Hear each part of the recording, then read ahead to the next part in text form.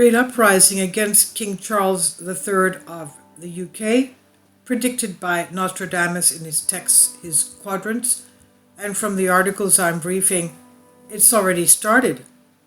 A series of chilling predictions by Nostradamus about the Queen's death in 2022 and the sudden abdication of King Charles III have been uncovered. The French astrologer and seer attracted international notoriety for predicting future events such as the 9/11 Twin Towers, the Iraq War, the death of Princess Diana, and the coronavirus pandemic. And now passages published by Nostradamus in 1555 show his insights into the abdication of Charles III of England following the death of his mother, Queen Elizabeth II. For the year 2022, the seer's revelations include the start of a new world war, farewell of a queen, a global shake-up with natural events which will trigger worldwide chaos and power struggles, as well as the fall of a meteorite, an economic collapse, and earthquakes. In 2019 alone, Nostradamus predicted the fire that razed the Notre Dame Cathedral in Paris, and predicted that during 2020, commercial space travel would be possible, something that SpaceX company ventured into. According to Nostradamus, King Charles will be forced out by the British public after they decide he's unworthy, quote unquote, leading to an unexpected man being named as the new king. Subject: abdication of Charles III of England, date 2022, quatrain 10-22. Because they disapproved of his divorce, a man who later they considered unworthy, the people will force out the king of the islands. A man will replace him who never expected to be king. Author Mario Redding, leading expert on Nostradamus, deciphered more of the astrologer's predictions on the subject in his book, Nostradamus, The Complete Prophecies for the Future. In it, Redding explains that Nostradamus successfully predicted that the Queen would die in 2022. He wrote, "This quatrain will come as no surprise to the British people, and it has wide implications.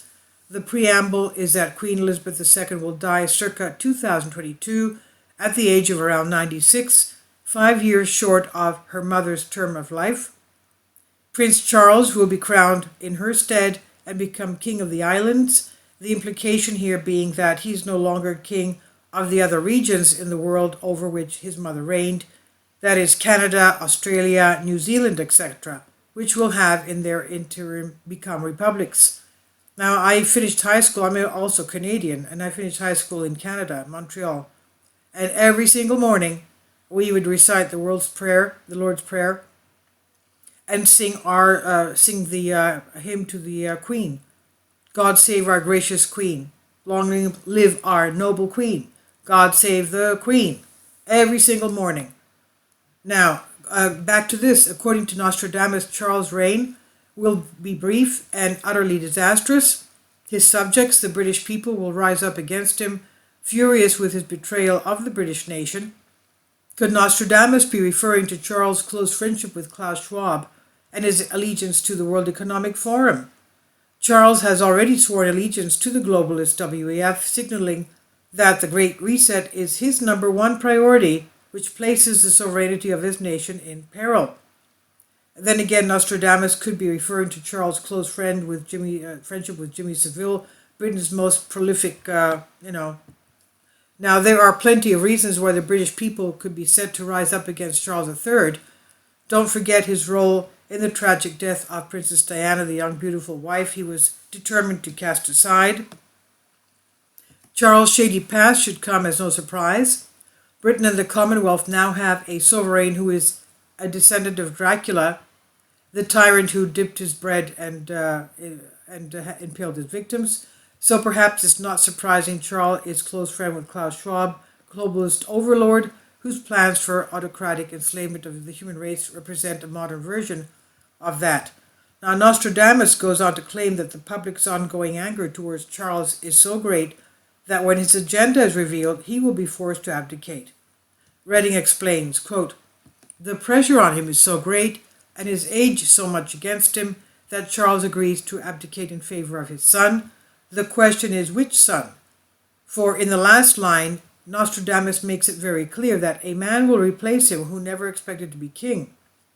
Does that mean that Prince William, who will have expected to succeed his father, is no longer in the picture? Yeah, well, let's remember, though, that Prince William has 2 sons and his daughter. He has 3 children, and they're all next in line after him. So what happens? We know that Prince William likes to take trips with his family, which is against the code of the royals traveling. Just in case something happens to one, the other will have the longevity of the royalty. Now, going back to this would mean that Prince Harry, favorite of the World Economic Forum, becomes king in his stead? Question mark. That would make him King Henry the Ninth at age 38. The predictions have created a storm online, prompting many to claim the global elite are manufacturing a situation in which Harry and his wife Meghan may become king and queen consort of England. If Nostradamus is correct and Charles is forced to abdicate, something strange happens to William's line and Harry is crowned king, then it will be as clear as day that Klaus Schwab and the WEF have infiltrated every government and institute on earth, and the globalist dream of one world government will have arrived. And this is by Baxter Dimitri on News Punch. Please leave your comments. Thank you for your support. Kindly support my Patreon account. The daily posts are 5 videos daily, and they are totally different from what I have on my YouTube channel. Thank you so much for your support and that you find all my content so interesting. You'll find the Patreon account details in the description box below.